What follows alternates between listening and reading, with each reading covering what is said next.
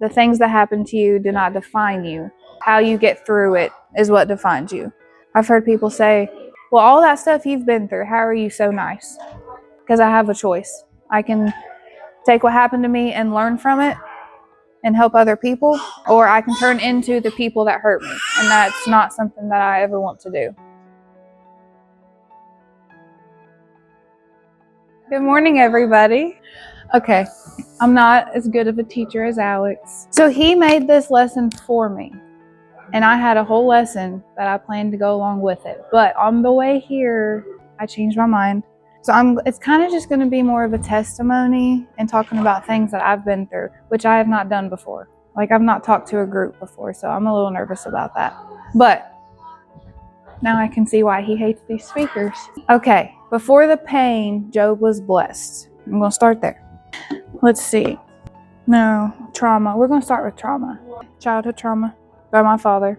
He sexually abused me multiple times. I didn't know till I was an adult that he suffered from depression. He was an alcoholic, and it was basically just me and my mom growing up. He was there, but he wasn't there. Like, he was there physically, but he didn't do anything with us. It was always just me and her. The first occurrence I can remember, I was 6. It happened a few times, but then the time I told my mom about, I was 9 when it happened. And when I turned 11, I told her about it. And he turned himself in. He went to jail. They got a divorce. That was it. Like, he's not in my life anymore. But I struggled from that. I still do. Try not to cry. So I grew up without a dad pretty much. Then you reach high school, and it's where I met Paisley and Logan's dad. We started dating. We got married a month after we graduated high school. He moved in with me in high school. That was abusive too. He was physical, mentally abusive, emotionally, and sexually. We were together for 9 years. He became a meth addict, was constantly being unfaithful. We actually almost got the kids taken away because of it. And that was a breaking point with us. I filed an EPO, left him, divorced him. He's not in the kids' life anymore by choice. So then somewhere between there and now, 1 suicide attempt. Yeah, I know. It's on me, isn't it? Yeah. Hey, come chew it up. Oh my God. Don't. Okay. It's okay. I don't know. I know. I think it's still on me. Oh, it's up there. I'm allergic, so. Good morning. Okay. I'm up here panicking. This is because I can't. It's above you, but we're gonna get someone to kill it. You're good. It's no drink. I'm stepping away because I'm allergic. Oh no, I'm freaking out for having to talk in front of people. I get so nervous. And then I felt that wasp land in my hair, and I panicked. Oh, hey, go get me a paper towel, Heather. It's right there. Thank you. Whew, okay, we'll catch you up to speed. I'm not a teacher. I had a lesson planned out, but it kind of changed on the way here, and now it's kind of just like a testimony, okay, of things I've been through and how I'm still here. Okay. Childhood trauma. Experienced sexual abuse by my father for a few years. Got to high school, met Paisley and Logan's dad. Ended up marrying him a month after high school. That was very abusive in all the ways possible. 1 suicide attempt. A couple other times would have turned into attempts if I didn't have someone there with me. Then I met Michael, which is probably the husband you remember. That was all fine and dandy. I was love bombed. That was not fine and dandy. We both had just gotten divorced, met each other. Well, we graduated together, but reconnected. Jumped right into a relationship, merged our families, got married, and then that was a mistake. It completely changed. He became very controlling, kept me away from my family. He was mean to my kids. He was mean to me. And then that turned physical, so I left the very day that it happened. I called my best friend. She came there with the cops, and he went to jail. Me and my kids left, and we have not spoken since. Okay, next slide. Okay, God wasn't punishing Job. He was proud of him. I'm sure everyone has had the time where they felt like God was punishing them, right? Or you ask, why did this happen? Or why did you let this happen? I still have that mindset sometimes because I'm a single mom. My kids don't have a father. Logan doesn't remember his dad. Paisley does. But she has bad memories because she witnessed abuse a lot. So they've actually diagnosed her with PTSD and a mood disorder. So that's a struggle. I'm 27 and I'm still scared of men. And I'm kind of to the point now where I don't want to let anyone close to me because I've been hurt by so many people. I've been hurt by family members other than my dad. I've been hurt by an uncle. I've lost friends.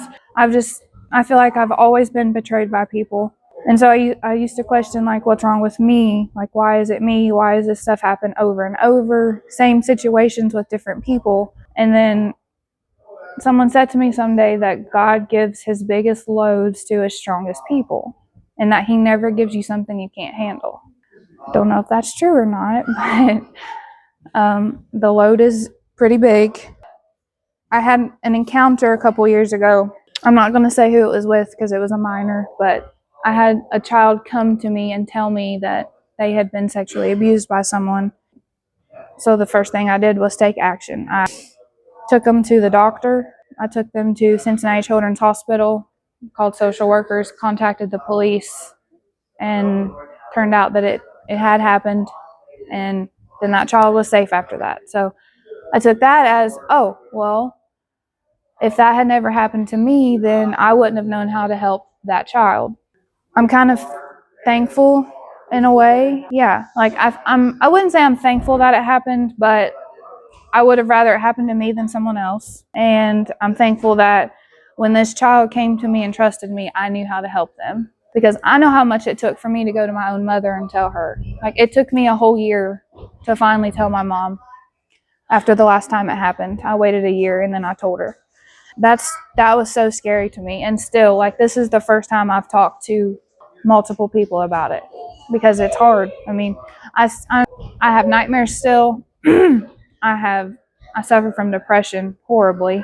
Night terrors, which are different from nightmares. It's kind of like it's really happening. Like, you wake up from it and you see it happening. Or I have PTSD, have a mood disorder, anxiety, all from that. And that affects your physical health. So I've never been the healthiest person. I used to have weight issues. I was overweight. 2 years ago, I had weight loss surgery, which I had to have it because I had a brain injury from Paisley and Logan's dad. All of my life, I've dealt with trauma, depression, health issues, just anything you can think of, probably. I've been there some way. I've dealt with it. I have people come to me a lot asking me for advice and what to do next or how to get out of a situation, how to protect their kids. And the first thing I always think of is pray about it. And I had someone ask me one day, why? Like, pray about it. Why? And so I'm like, well, and then I tell them, like, I've been through some things. The only thing that remains constant at the end is God every day. My suicide attempt, it was last Thanksgiving. I took my kids to my mom's house, came home. I was home alone. I laid down with my Bible and I was reading it. And then I had the attempt. And I don't remember what happened, but I do remember, like, the first thing I remember when I woke up was my Bible. I had my hand on my Bible. And I started crying, and I was thinking, like, first I was angry. I asked God, like, why would you let me do that? Why would you let me go that far and actually do that? Like, I have kids, I have a family. And then all of the trauma hit me again, and I just started screaming and praying for it to just be taken away. And then I realized in that moment, like, it's never going to go away, but you can manage it and you can keep going and not reach the point that I was at if you just trust God. And I still struggle with trusting God, but I'm doing better. Okay, I'm going to take a breather because I don't want to break down. Sometimes your trial is really a heavenly endorsement. I hear this a lot when people talk about, or church people, they think you have to go to church to go to heaven, or you have to do this to go to heaven. But I think trusting God through all of the hard times, like that's what it's about. Having a foundation. You have those bad experiences because it draws you closer to God. And Angela taught me that a few years ago. I was going through something and I said, I don't understand. I was like, why? Like, why do we have to even have hard times? Like, why can't they just be good and we be thankful for those times? And she said, because you would be thankful for the things you have, but you wouldn't be thankful for what it took to give it to you. She's like, so when you're struggling and then you're finally out of that struggle, you're very thankful, right? Yes. And she said, you would stop being thankful at some point if you didn't have a reason for it. And so, yes, my trauma's a lot. I've been through a lot, but that's not all I'm going to be through. I'm going to constantly go through something. And I think I took the hardest first. Like, I don't think it gets any worse to me than things I've already experienced. So I'm more positive now because I'm like, oh, well, if this happens, that's fine. Like, I've been through worse. God didn't let me down then. He didn't let me down when I had a suicide attempt. He didn't let me down when my kids could have been taken away. Like, he's just always been there to pick me up. It's sometimes unbelievable because we do things that we don't think we deserve God's love. Or like me personally, I'm like, well, I don't know how God loves me when this person didn't. But it turns out God was the only one that loved me. And he didn't allow the bad things to happen. It was just a trial I had to go through to find myself, find my faith, lean on him like he wants us to. And sometimes it takes bad things happening to do that. I think. Maybe not, but I think it takes bad things happening to make you fully trust something. Let's see here. Well, I kind of just went over that. He didn't send the attack, he just allowed it. Following God does not mean you do not have pain, betrayal, or storms. It means no defeat, no abandonment, and no loss without purpose. I follow this every single day because I don't know if anyone here deals with trauma, but you deal with it every day, some way, somehow. It could be a smell, it could be a person, a movie, anything that triggers it, and it's just there in your head. I get triggered every single day over something. There's no doubt, like, no matter how hard I try, I always get triggered by something. If it's something small, I can kind of just shrug it off. If it's something big, sometimes, honestly, it could just ruin my whole day and I have to go home and just sleep because it's just that bad. But I always wake up. I always make it to the next day. I always find a way through it, even if it's hard. Bad things don't mean, no, not bad things. You're not a bad person. The things that happen to you do not define you. How you get through it is what defines you. I've heard people say, well, all that stuff you've been through, how are you so nice? Because I have a choice. I can take what happened to me and learn from it and help other people, or I can turn into the people that hurt me. And that's not something that I ever want to do. Testing does not mean God left. Testing means God is forming something bigger for you. Alex talked about the waiting season.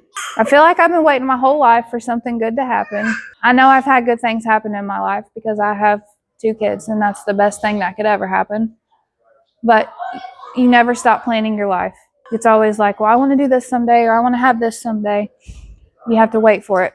I've been waiting and waiting and waiting. Only bad things have happened. But it's preparing me for what's going to happen someday, the good. It's preparing me for the good. Because if I can be thankful through the hard times, then when the good times come, I can't wait. Please hurry. But let's see. Sometimes God lets us walk into battles because you don't know your strength until the shaking starts. Okay.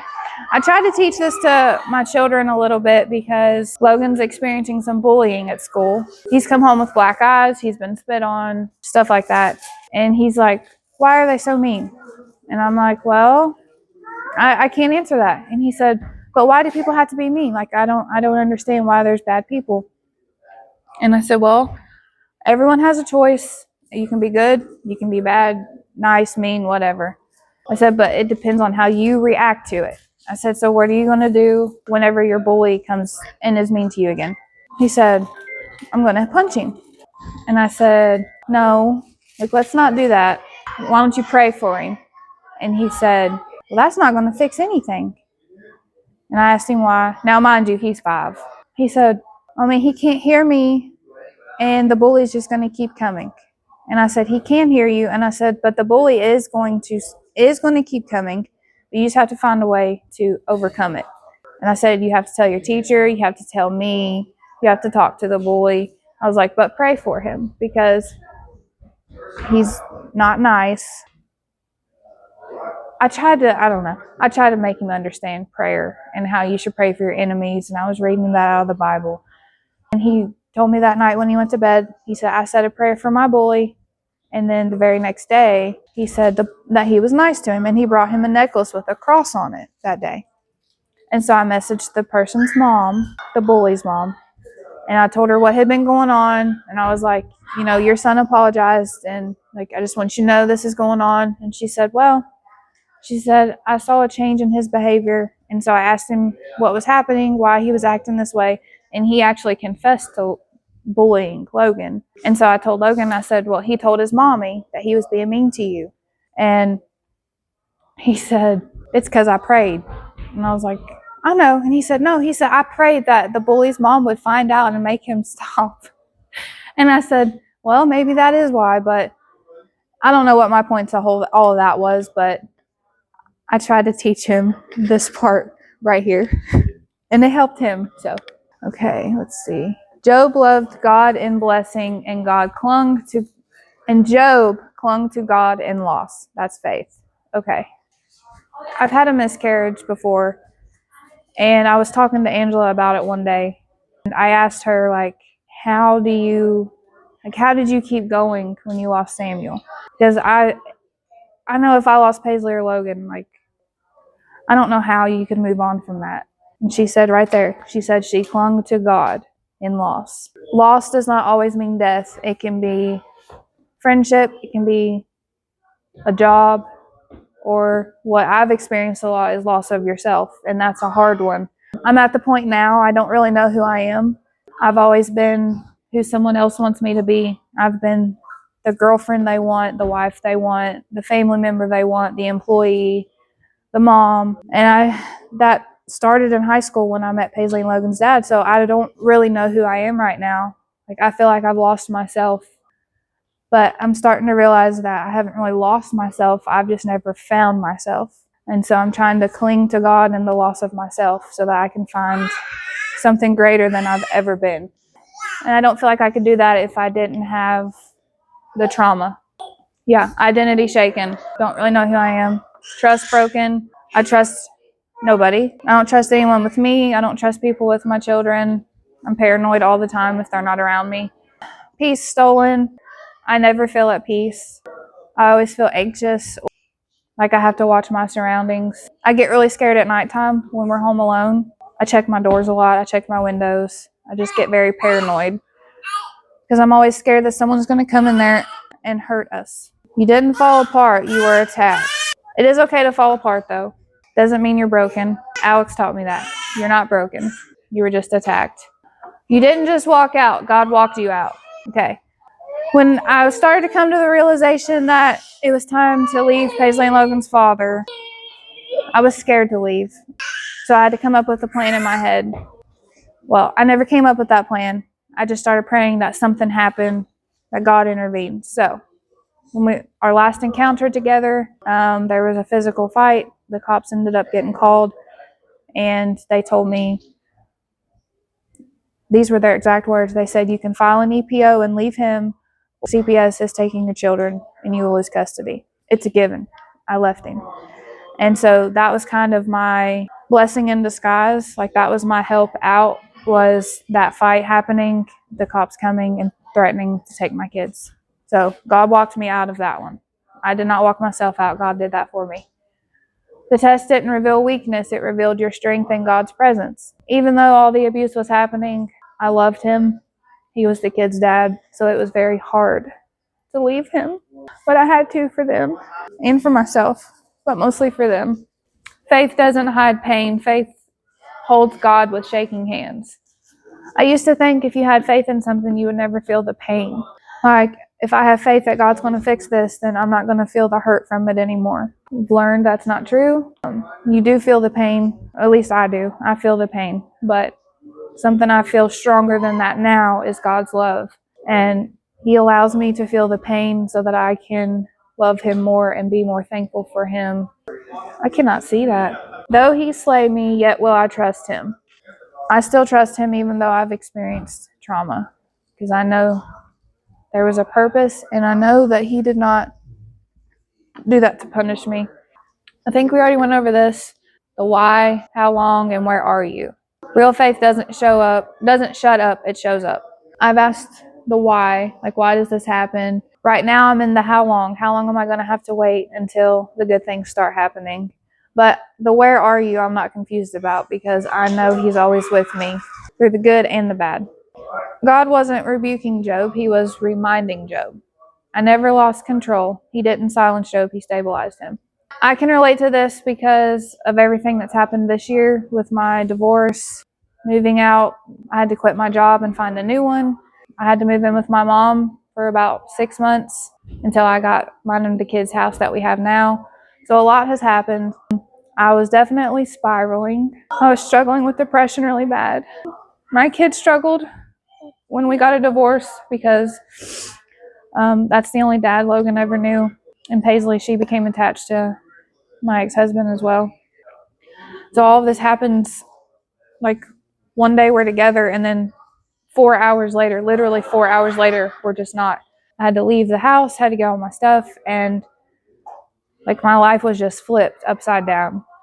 And like I felt like I couldn't breathe for months. I felt like I couldn't breathe. And then one day I just realized, like, that was not meant for me. So God just ripped me out of it. Like, it was not slow, it was sudden, like, just yanked us away from that. And honestly, I would say saved us, because even though things were not horrible yet, I know the pattern, and it was getting there. And this time could have been worse. You never know. So God took us out of that, and He is always in control. I lost faith in Him when this happened. I was very angry at God. I blamed Him because I had already been through that with Paisley and Logan's dad, and He allowed it to happen again. But it taught me a lot. It taught me a lot more than my first marriage did. And so I'm thankful that happened. Even though we felt hurt from that, I'm thankful for it. You can trust me because I see what you cannot. The big puzzle that Angela talks about. We only have a few pieces. God has the whole puzzle. And I don't feel like you ever reach the finish line. You're not going to know the whole puzzle until you're in heaven and everything makes sense. What do you all think about that? Yeah. And even little things like, okay, like running late. In my head, I'm always like, why am I late? Even if I leave early. I left early this morning and I was still late because I got stuck behind a truck and a trailer, and I was so mad at first, and I was like trying to find a way to pass them, and then I was like, no, because I don't know what's going on 5 miles up the road. I could be in a wreck or something like that. And so even little things like that, I'm like, okay, you know why you put me behind, so I'm just going to go with it. So big things and little things. Let's see. Hold on. The silence didn't mean absence. Silence meant formation. I felt radio silence from God for about a year. But that was me because I was not doing what I was supposed to as a Christian. I was not praying like I should. I was not living like I should. And I felt radio silence. I was like, I felt you before. Where did you go? Why are you like leaving me alone, letting these things happen to me? And then I realized, like, oh, it's me. Like, He's there, He's listening, but He's not giving me what I want because I'm not giving Him what He wants.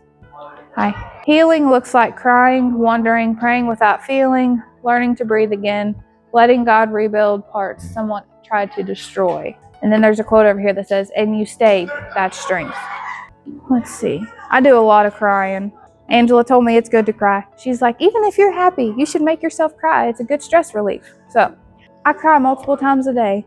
Sometimes they're happy tears, sometimes they're sad, but somehow they always end with prayer. Like, I'll be crying and then I'll just find myself praying. And I'm like, where'd that come from? And so I guess that's something I do a lot. I cry until I'm in prayer because God knows what I'm feeling, even if I don't in the moment. And then I start letting the emotions out, and then the prayers come out, and I always feel so much better. God doesn't return you where you were. He brings you into better. He gives you double peace, double identity, double clarity, double strength. So with the 2 marriages thing, I asked, why did you let me do this again? I've already been through it. Well, I have faith now that if I'm ever married again, or if I ever spend my life with someone again, it's going to be better. It's going to be double the happiness. It's going to be everything I've went through will prepare me for that. And my children. We're a package deal. Double identity. That's the one I'm most excited for because, again, I'm in a place of life right now where I don't know who I am. I feel like I'm just all kinds of different labels, but I don't have a true identity. So I'm hoping to figure that out soon. Okay. God trusted me with this season. I am being refined, not broken. God stayed when others left. My test is becoming my testimony, and I will come out as gold. I'm rereading this in my head real quick. God stayed when others left. Yes, that's my favorite part of that. I've had a lot of people leave my life, but the one person that has always been there is God, no matter what. I remember I was 10 years old when I was saved and baptized, and I've always felt Him with me since then. We're at the end. Who wants to, you want to pray? Ask Harold to. You would? Okay. God, thank you for bringing us together and for this lesson. Thank you for allowing Kaci to let us into for the bigger understanding of who she is. May you bless us this day and days ahead. Amen. Stop recording. I'm just going to leave this up here.